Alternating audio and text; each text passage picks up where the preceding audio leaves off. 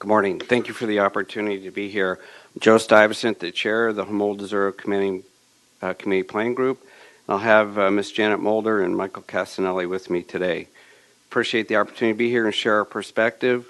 Bottom line is we're here today to ask you to hold off on signing the proposed memorandum of understanding in its current form, exactly for the reasons that have been already brought to light, that there needs to be some more work with that. Next slide. This is just a view to orient you. I think you've seen sufficient maps to show, but I think this shows what a stark contrast this facility will have in our community, and it will have off-site impacts to the community. It's no secret that the community has been opposed to the construction of the facility, but that is not why we're here today. We are here today to say if, and I emphasize if, this facility is licensed to open and operate, we understand and support the county's efforts to put an MOU in place to address the off-site impacts and increased costs, but we think this MOU is not right. Next slide. Unfortunately, this MOU is inadequate for some of the reasons you've already heard. We feel that the MOU is out of balance, incomplete, and does not adequately protect county interests. It does not fully capitalize on the value of the county assets.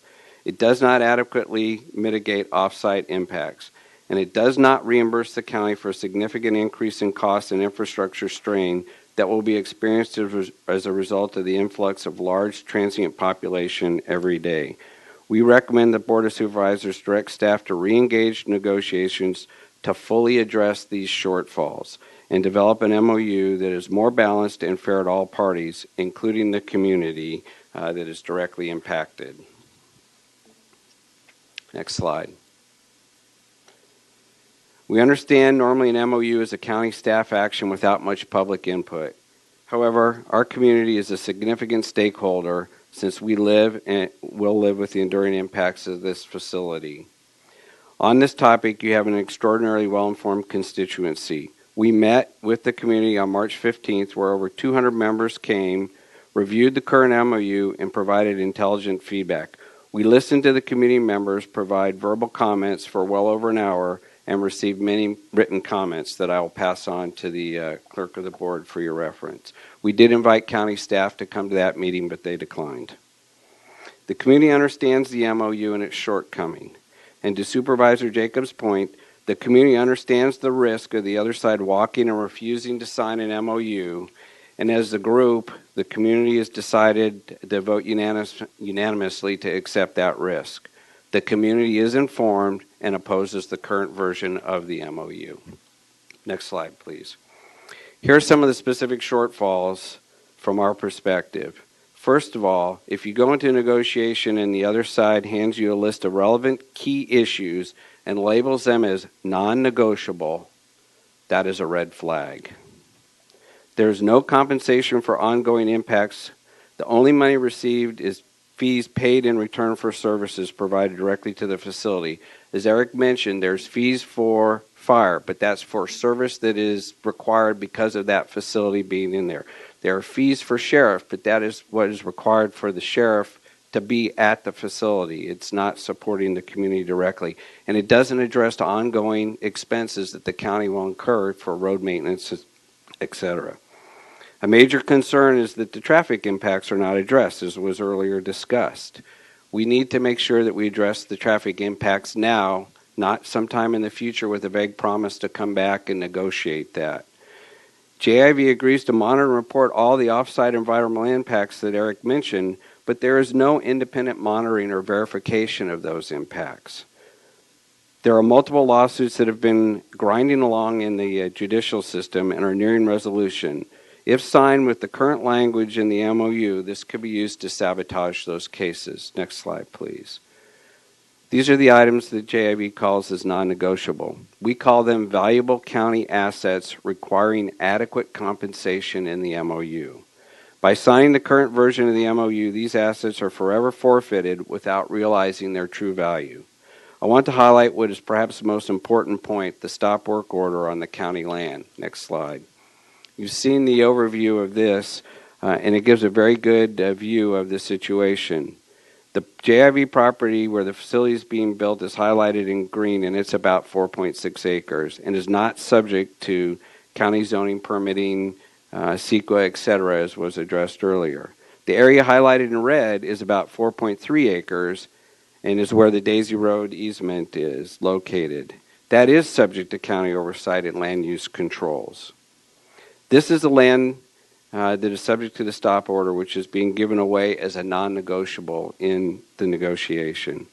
There are those that would say that if JIV is not required to sign an MOU with the county, and the county must take whatever it gets now, it's this or nothing. But I think you can see with the response that you have here with JIV and the importance of this, that it is important to them. Perhaps this is one of the reasons JIV is motivated to sign an MOU right now. The property outlined in red is what allows JIV to have the bridge they need to access the facility when it opens. If the county does not lift the stop work order, how will JIV gain access to the facility? This stop work order should not be lifted until JIV is compliant with county regulations for that property, just like any other builder, and it should be part of the discussion when negotiating the MOU. I'll be followed by Ms. Mulder.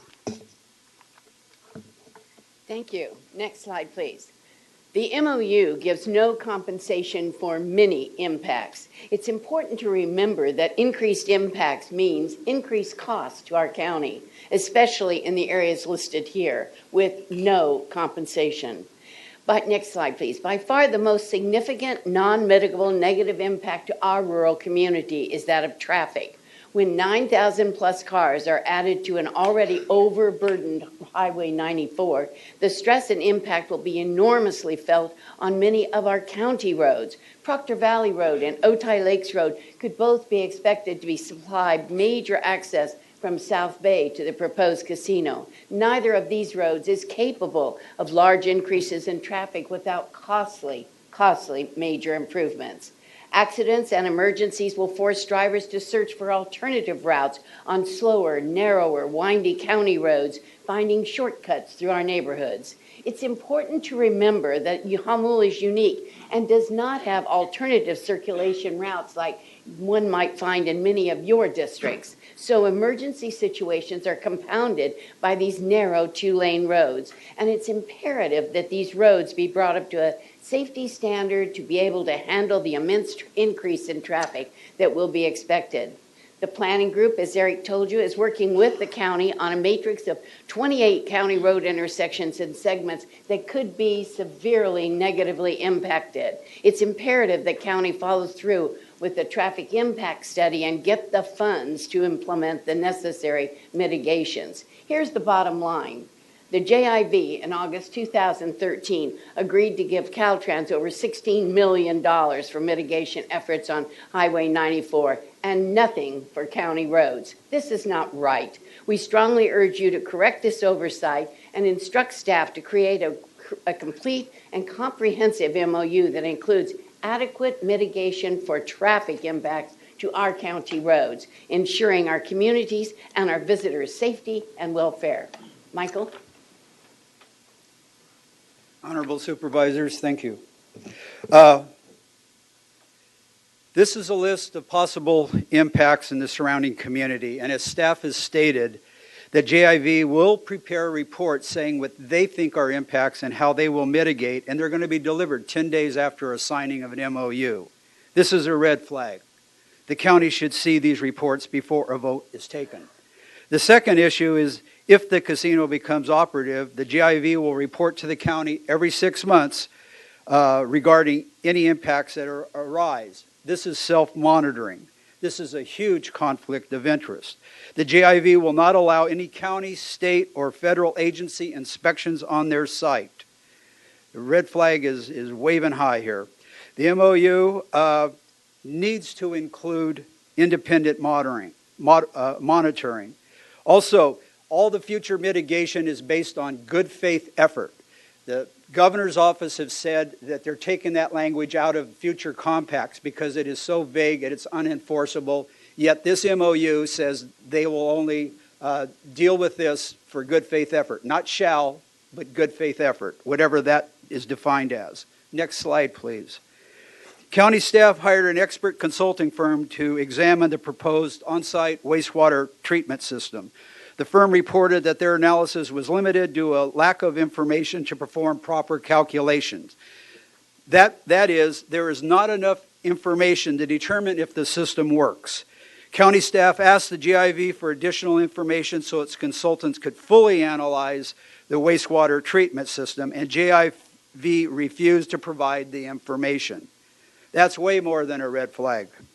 A failed system will affect the community's groundwater supply, and a failed system will contaminate downstream, which in this case is the Otay Lakes Reservoir that provides drinking water for the city of San Diego. And the MOU will allow the JIV to self-monitor this system. Would the JIV report a massive system failure if it meant closing the casino until mitigation? The MOU prohibits the JIV from using groundwater for the casino needs, but the MOU has no restrictions for future use of the limited groundwater for all other expansions, including golf courses or hotel. This would devastate many residents with their groundwater if it was to be depleted. Next slide, please. The MOU requires the county to agree to all of these false or unknown facts as if they were verified truths, just when they're about to be determined on their merits and by law through the judicial system. The MOU states that JIV is a recognized tribe when it has not been determined in the courts. JIV has trust lands qualified for gaming when it has not been determined in the court. JIV has a reservation when it is not determined in the courts. JIV has adhered to the state compact when it has not been determined in the court. At a minimum, this MOU should specify which parcels are considered a reservation. Even the JIV admits that not all 4 parcels are in trust. Placing a footnote in the MOU that the county is not taking a position on the issue of tribal status is meaningless once the clerk signs the MOU. The JIV will use a signed MOU to show the courts in the pending litigation that the county accepts and recognizes the JIV as a tribe and sovereign nation. This is the real reason for the rush to sign. The JIV wants this MOU signed before the court date of April 21. Next slide, please. Although construction is nearly complete, 50% of the MOU is devoted to construction. This is an effort to rewrite history to have the county state and verify that the JIV has met the conditions of the compact regarding the construction when it has not. I could give you examples, but I know my time is short, so I'll end with, whether in business or as an elected official, one should never sign a document if it contains statements that are misleading, much less false. Joe, want to conclude? Thank you. In conclusion, we ask that you give the pending litigation a chance. Maximize the value of the assets you hold. Direct the staff to go back to the table and ensure there is fair compensation to the county. Ensure traffic is addressed. Why wait? Why do the traffic now? What does the county bring to the table after this MOU is signed if you attempt to address traffic in the future? Ensure the county can trust but verify the mitigations of the off-site impacts. We are counting on you to protect the public good with an effective MOU. Thank you for your time.